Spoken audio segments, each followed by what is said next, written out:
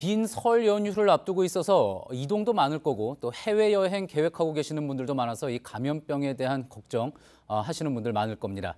조금 전에 리포트한 취재 기자와 하나하나 좀 짚어보겠습니다. 자, 이상화 기자, 일본에서 유행하고 있는 인플루엔자부터 알아보죠. 어떻습니까? 지금이라도 예방주사를 맞는 게 낫습니까? 네, 앞서 리포트에서 전해드린 것처럼 국내의 독감 유행이 아직 끝나지 않았습니다.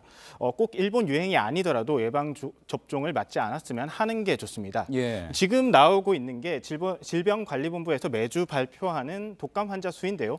감소 추세에 접어든 거는 맞지만 지금도 1000명당 23명으로 평상시보다는 높은 수준입니다. 예. 자, 그런데 지금 이제 우리 병원에 있는 백신으로도 지금 일본에서 유행하고 있는 인플루엔자를 예방을 할 수가 있는 겁니까? 네, 일본에서 유행하는 독감 바이러스와 국내에서 유행하는 독감이 다르지 않습니다. 예. 다시 말해서 우리나라에서 맞고 있는 백신으로도 충분히 예방을 할 수 있습니다.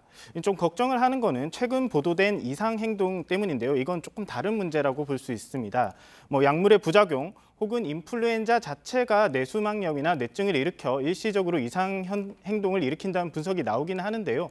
아직 의학적으로 밝혀진 건 아닌 상황입니다. 그렇군요. 자, 그러면 홍역의 경우는 어떻습니까? 이것도 당장 예방주사를 맞는 게 좋겠습니까? 네, 일단 보건당국은 홍역이 전국적으로 다시 유행할 가능성은 없다고 보고 있습니다. 다만 집단 발생 지역의 경우에는 좀 다르게 봐야 됩니다. 지금 같은 경우에는 경기도 안산과 대구 정도가 될 건데요. 이 경우에는 예방접종을 달리하도록 하고 있습니다. 가속 접종이라고 하는데요.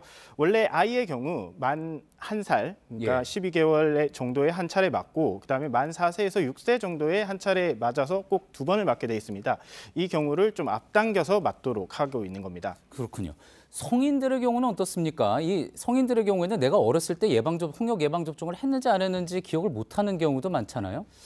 네, 그렇습니다. 일단 40대 후반의 경우 홍역을 한 차례씩 앓은 것으로 보고 이미 면역력이 있는 것으로 봅니다. 이 경우는 굳이 이제 예방접종을 더 맞을 필요가 없고요. 그다음에 97년 이후 출생자부터는 예방접종을 2번씩 맞은 세대이기 때문에 이 경우도 예방접종을 맞을 필요가 없다고 볼 수 있습니다. 다만 20대에서 30대 같은 경우는 한 번만 맞은 경우가 있는 세대이기 때문에 예방접종을 필요한 사람은 좀 하도록 하고 있습니다. 그런데 20, 30대에는 과거에 몇 차례 맞았는지 사실상 알기가 좀 힘듭니다. 아기 수첩 같은 데 기록이 돼 있을 수는 있지만 찾기가 힘듭니다. 전산으로 기록이 돼 있지도 않고요. 면역 검사를 할 수도 있는데 복잡하기도 하고 그다음에 한 차례만 맞아도 한 90% 이상 면역력이 생기기 때문에 전문가들도 권하진 않습니다.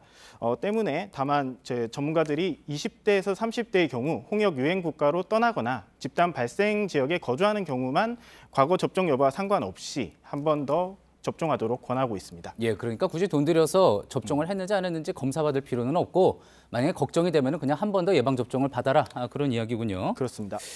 그런데 이 부분도 궁금합니다. 우리나라 이제 홍역 퇴치 국가라고 인증까지 받았는데 왜 다시 유행을 하는 겁니까? 네, 홍역 퇴치 국가 인증이라는 게 우리나라에서 홍역이 이제 걸리지 않게 됐다는 뜻은 아닙니다. 우리나라에서 토착적으로 생기는 홍역 바이러스가 없다는 뜻인데요. 실제 이제 지금 홍역 유행도 해외에서 홍역이 걸려서 국내에서 전파되는 경우가 대부분입니다. 때문에 해외로 나가는 경우에 해당 국가의 감염병 정보 등을 좀 확인하고 나갈 필요가 있어 보입니다. 잘 들었습니다. 이상화 기자였습니다.